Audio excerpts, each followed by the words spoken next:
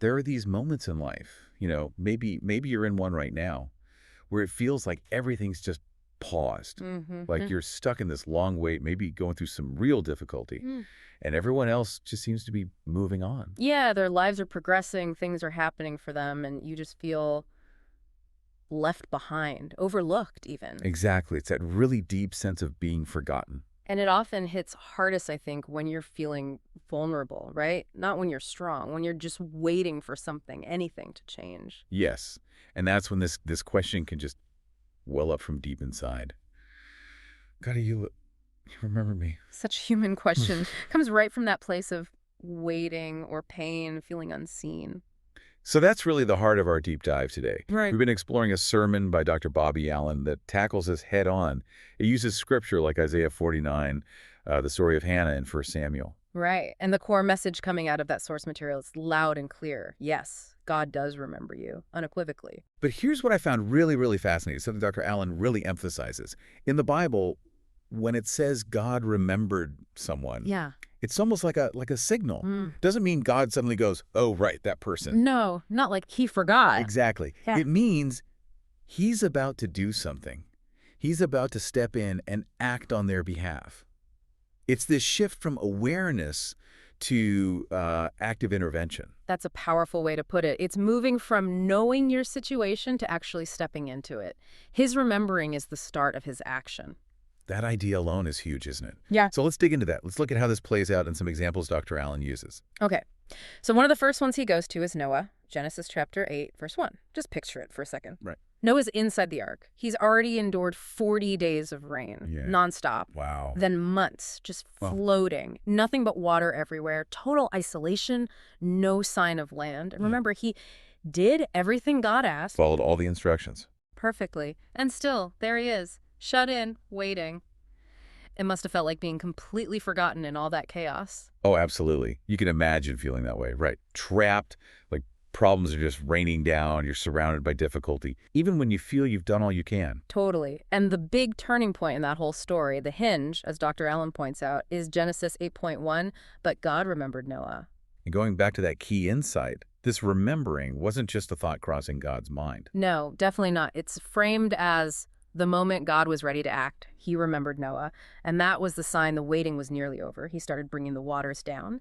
He led Noah toward dry land. So the implication there is pretty profound. If God remembered Noah after that long, that kind of isolating wait, 40 days of rain, months adrift, then he will remember you even in your own really difficult, drawn-out season. Then there's another example Dr. Allen brings up, Hannah's story in 1 Samuel 1. Different situation, but the pain just as real.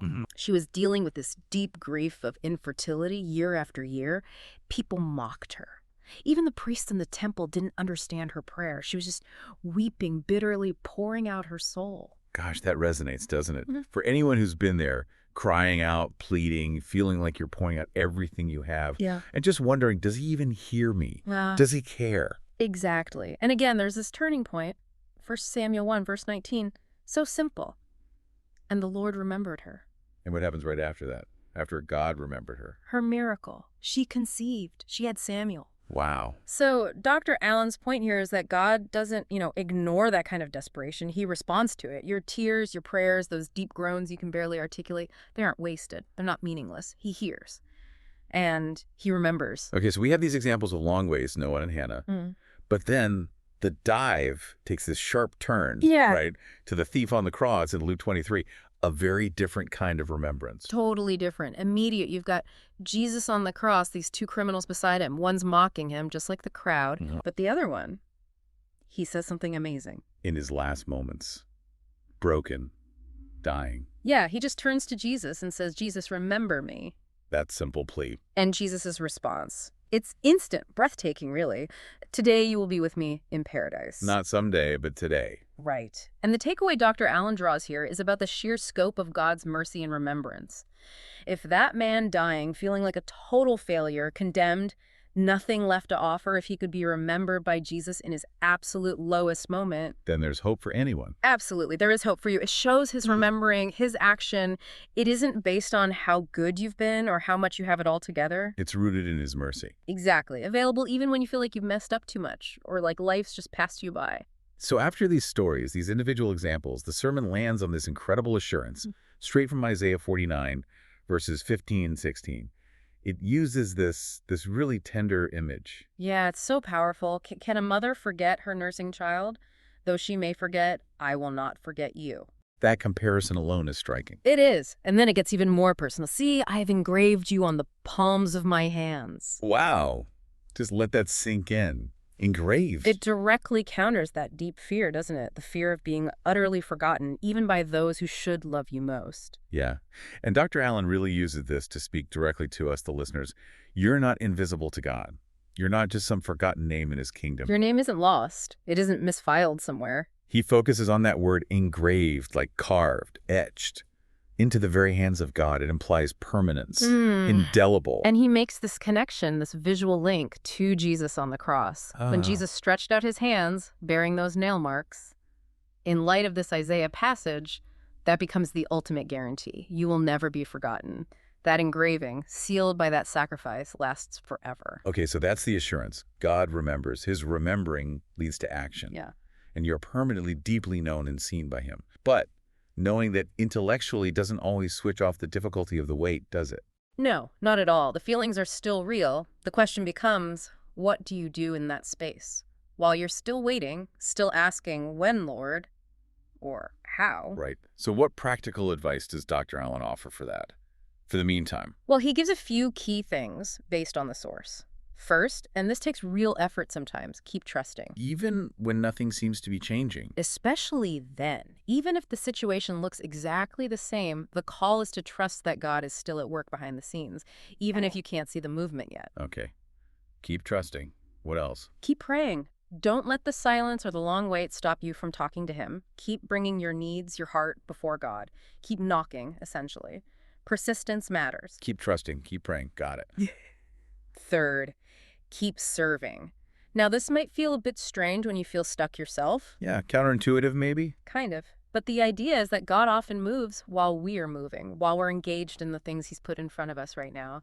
So don't let the big weight paralyze you in the small things. Stay faithful where you are. That makes sense. Stay active in what you can do. Exactly. And the last one is, keep hoping. And hope here isn't like pretending everything's okay.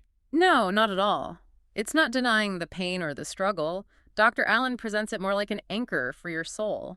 It's this firm belief in God's character, his faithfulness, his promises that hold you steady even when the waves of circumstance are crashing around you. Trusting, praying, serving, hoping, active things to do in the wait. Yeah, they're not passive. They're ways to position your heart while you're leaning into his timing and waiting for his action. So wrapping this all up then. Yeah. Life definitely throws these seasons at us. Times where God's silence feels really loud, where the wait feels like it will never end. It really does. But the powerful truth we've drawn out from Dr. Allen's message is that God's silence isn't the same as his absence. Right. And just because things aren't happening on our schedule. Doesn't mean he's denied the promise or forgotten us. A delay isn't a denial. And the stories really drive that home. God remembered Noah, and he acted. God remembered Hannah, and he acted. Jesus remembered the dying thief and acted with incredible mercy instantly. And the conclusion that runs through it all is just undeniable. God remembers you. You aren't forgotten. You're not abandoned out there on your own. You're deeply loved. You are, as Isaiah says, etched onto the very hands of God. And just like he did for them, in his perfect timing, he will act for you. So maybe the next time that question comes up, that whisper from a place of waiting or hurting, God, do you remember me? Yeah. Maybe, just maybe, you can let heaven's answer, the one Dr. Bobby Allen points to, echo back. Which is? Yes, my child, I've never stopped thinking about you. Wow. That's something to hold on to. A really powerful thought to carry, especially in the wait. Definitely. An anchor.